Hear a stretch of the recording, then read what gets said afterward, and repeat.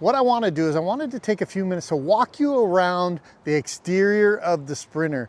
We often look at the interior, but we rarely spend time on the outside of this van. There's some unique things about this Sprinter that I love. There are some things that I don't love.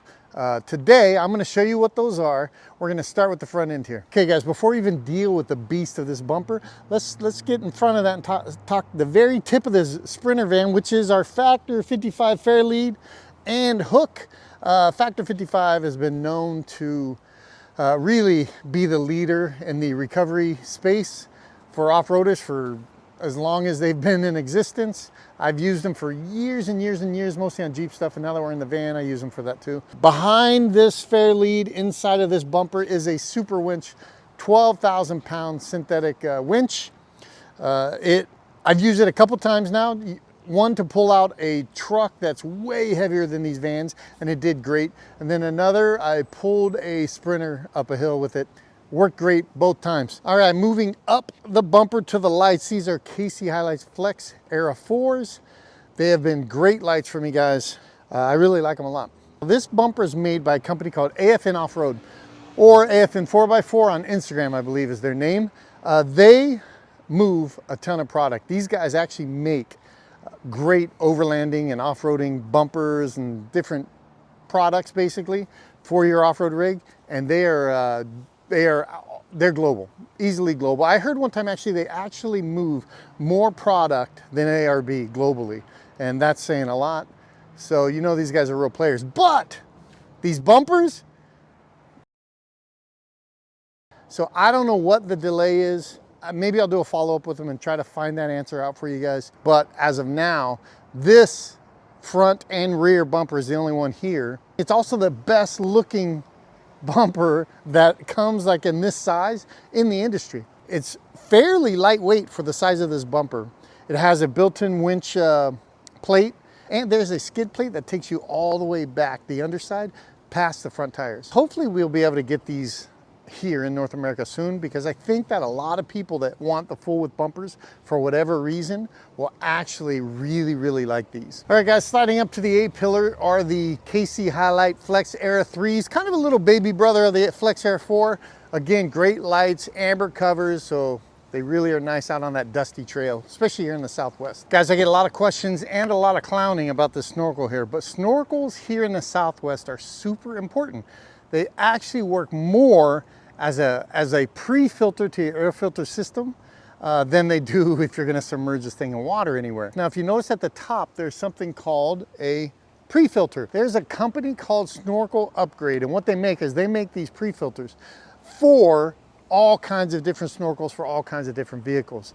What they are is they're a built-in, self-cleaning, lifetime kind of guarantee pre-filter that kind of takes in the dirt, cleans it all around, pushes some of that dust out, filters clean air into your air system inside your hood compartment, and it will keep your van running as clean as possible. So much like the Terrawagon Snorkel, Terrawagon makes these cool little wheel well kind of fender kits. I don't know, unfortunately I can't really recall the name of it, but I'm sure I'll drop it in text right here in this. But they make these cool little wheel well things that kind of finish off the trim of your van. I don't know why Mercedes don't have those from the factory, but they didn't. This is a nice little piece that just kind of gives you a nice, good finished look. One of the things you're going to want to do is you're going to want to open your wheel well up. So Terrawagon makes these Mongo mud flaps are called. And what this is a kind of a kit that you could buy where you take the factory stuff off, you open the wheel well up, and then you place those right back in place, and they line up perfectly. They give you that factory look, but they open the hole so you get bigger tires in this thing. Wheels and tires. So as much as I do like these wheels, I'm probably gonna swap them out for some 17 so I can go up one more tire size. For now though, 16-inch wheels, pushing these 265 all-terrains by BFG. Good enough for any trail that I'm going to take this thing on. Real quick guys, I want to point out the Terrawagon little fender deal on the front and rear.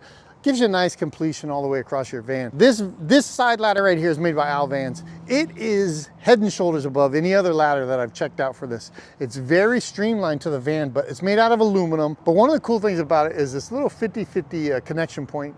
That way they could ship it out in 2 pieces. If you ship this out in 1 pieces, it will cost you, the consumer, a lot more money. So they break it down into 2 pieces because the weight of aluminum is super light still, and it allows you to get this thing shipped to you for a lot cheaper than you would if it was a big old long package. And this 50-50 connecting point here is solid. It is not weak at all. All right, I think this kind of classifies as a exterior as well as an interior thing, but this is the exterior of the Van Speed capsules. Now, when it comes to getting little pop-outs like this, Van Speeds are the best in the industry. They give you the most amount of space and they look the coolest. So if you do need a little pop-out for your van, which almost every van has now, before you go buy anything else, make sure you check out these Van Speeds. I don't think you'll regret it at all. All right, guys, we're into some funky lighting back here, but I think you guys can get the gist of it. This here's the Alvan's tire carrier. I love that they use so much aluminum. Everything's aluminum, so it's all lightweight, and you don't have to worry about it like getting all rusty and junk like that when it scratches and chips up. And if you move to the other side, it is their B2 carrier with what they call a monster box that is just great storage for your firewood, for your camp chairs, for a mat that's all dirty and sandy. Anything that's nasty goes in that box and it's out of the van. It's a great way to store that kind of stuff. Before we move on, I want to make sure I point out the effing rear bumper. It matches the front. And this bumper here in the rear, people seem to love. It's very factory looking, so it really lines up with the lines of the van very well. Hey guys, I want to mention real quick, when I bought this van, I got the, I think I mentioned this in my last video too, but when I got this van, I got the ones that where the hinges open all the way. Bad idea, guys. Don't do that. You're going to inevitably end up changing those hinges out when you want to put any of this stuff on the bumper, and you're just going to waste your money.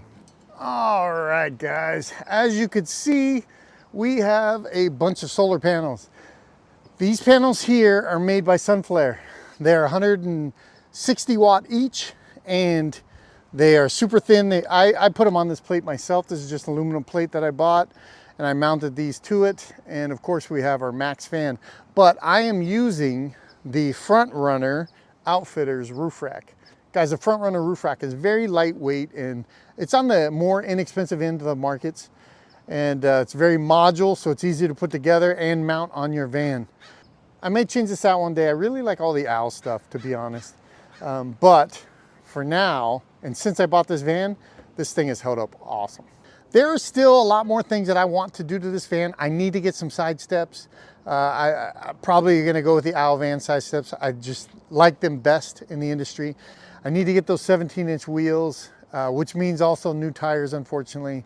I need to do an internal heater. I believe I'm gonna do a Dickinson, but that means I'll have to vent something outside of the van and drill holes somewhere. I don't know, that may be it for now, guys, but let me just remind you that you don't have to have a completed vehicle to get out on a trail.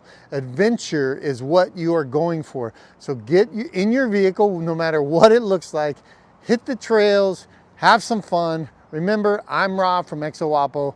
Keep adventure alive.